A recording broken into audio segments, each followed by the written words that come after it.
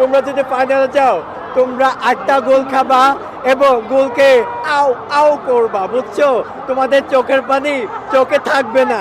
এই যে টিস্যু জমা করা শুরু করেছি, চোখ কাঁদতে কাঁদতে চোখের নিচে খাল হয়ে যাবে, খাল। সেভেন আপ বললে কিছু আসা যায় না। এই গরমে টেস্টে মেটাতে 7 আপ অবশ্যই দরকার। আমি মনে করি 7 আপ দরকার আছে এই গরমে আর্জেন্টাইন ভক্তদের টেস্টে মেটানোর জন্য। ব্রাজিল হেরে যাবে কেন? এখনো তো খেলা শেষ হয়নি, খেলা শেষ হোক তারপর দেখা যাবে ব্রাজিল হারবে নাকি জিতবে।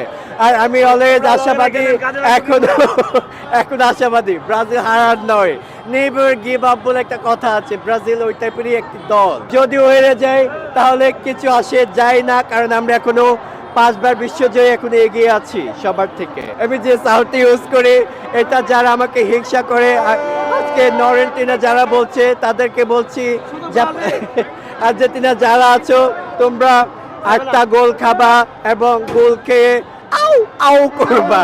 দেখো তোমাদের ফাইনাল কি হয়, কি অবস্থা হয়। ব্রাজিল হেরে গেলে না আমি কান্না করব কেন? আমরা তো এখনো এগিয়ে আছি রে ভাই, আমরা এখনো 5টা, এখনো এই যে 5 স্টার, আমরা এখনো 5টা কাপ জয় এখনো এগিয়ে আছি।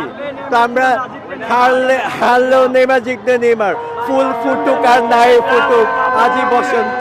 যে বললাম তো আর্জেন্টাইনদের জন্য কিছু জমা করে রাখছি, এটা দিয়ে ওদের চোখের পানি চোখে থাকবে না, চোখ শুকিয়ে যাবে, পানি পড়তে পড়তে এদিকে দাগ পড়ে যাবে, খাল পড়ে যাবে এবং ফাইনালে 8টা গোল খাবে। গোলকে আমি আবারও বলছি আউ আউ করে চিৎকার করবে। তোমরা কেউ নারাজ হবে না, ফুল ফুটুক আর নাই ফুটুক আজই বসন্ত। ব্রাজিল যদিও হেরে যায়, আমি আশা করি হেরে যাবে না, যদিও অ্যাক্সিডেন্টের তো কথা না, যে কোনো মোটর অ্যাক্সিডেন্ট হয়ে যেতে পারে। যদিও হেরে যায় আমাদের কিছু আসা যায় না, আমরা এখনো 5টা কাপ জিতে এখনো সবার থেকে এগিয়ে আছি।